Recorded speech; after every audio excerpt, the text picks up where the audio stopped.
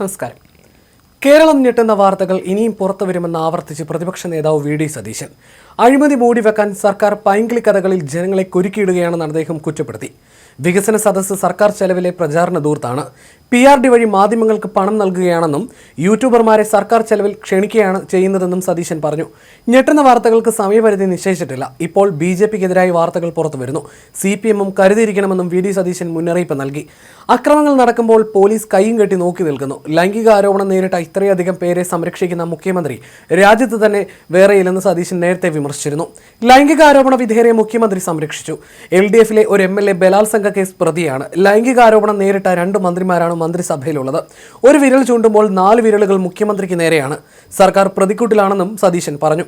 സംഘപരിവാറിനെ താലോലിക്കുന്ന സമീപനമാണ് മുഖ്യമന്ത്രി പിണറായി വിജയനെന്നും സതീശൻ ആരോപിച്ചു. CPMന്റേത് ഭൂരിപക്ഷ പ്രീണനമാണ്. അയ്യപ്പ സംഗമത്തിന് UDF ഇല്ല. ശബരിമലയിൽ പഴയ കേസുകൾ പിൻവലിച്ചിട്ടില്ലെന്നും സതീശൻ പറഞ്ഞു. ലൈംഗിക ആരോപണ കേസിലകപ്പെട്ട രാഹുൽ മാങ്കൂട്ടത്തിൽ കേരളത്തിലെ എല്ലാ പൊതുപ്രവർത്തകർക്കും നാണക്കേടെന്നായിരുന്നു മുഖ്യമന്ത്രി നേരത്തെ പ്രതികരിച്ചത്.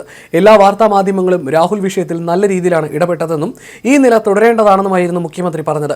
ഗുരുതരമായ ആരോപണമാണ് രാഹുലിനെതിരെ ഉയർന്നിരിക്കുന്നത്. ഒരു സ്ത്രീയെ ഭീഷണിപ്പെടുത്തുന്നതും ഗർഭഛിദ്രം നടത്താനും വേണ്ടിവന്നാൽ കൊല്ലാനും തയ്യാറാണെന്ന ശബ്ദ സന്ദേശം പ്രചരിച്ചതും ആ വ്യക്തിയുടെ ക്രിമിനൽ സ്വഭാവമാണ് വെളിപ്പെടുത്തുന്നതെന്നും ഈ വിഷയത്തിൽ നിയമപരമായ നടപടി ഉണ്ടാവുമെന്നും മുഖ്യമന്ത്രി പറഞ്ഞു. എന്നാൽ ഒരു പരാതിയും ഉയരാത്ത സാഹചര്യത്തിൽ ധാർമ്മികതയുടെ പേരിലാണ് രാഹുൽ മാങ്കൂട്ടത്തിനെതിരെ പാർട്ടി നടപടി സ്വീകരിച്ചതെന്നും CPMന്റെ 2 MLAമാർക്കെതിരെ ഇത്തരം പരാതി ഉയർന്നപ്പോൾ സംരക്ഷിച്ച് നിർത്തുകയാണ് ഉണ്ടായതെന്നും പരാതി കൈകാര്യം ചെയ്തത് CPMന്റെ കോടതിയായിരുന്നെന്നും സതീശൻ പറഞ്ഞു. CPMന്റെ സമുന്നതനായ ഒരു നേതാവ് നൽകിയ പരാതിയിൽ ആരോപണ വിധേയനെ സംരക്ഷിക്കുകയും പരാതി ഉയർത്തിയ നേതാവിനെ പാർട്ടിയിൽ നിന്നും തരം താഴ്ത്തി മൂലക്കിരുത്തിയ നേതാവാണ് ഇപ്പോൾ കോൺഗ്രസിനെ ഉപദേശിക്കാൻ വരുന്നതെന്നുമായിരുന്നു വി.ഡി. സതീശൻ തിരിച്ചടിച്ചത്.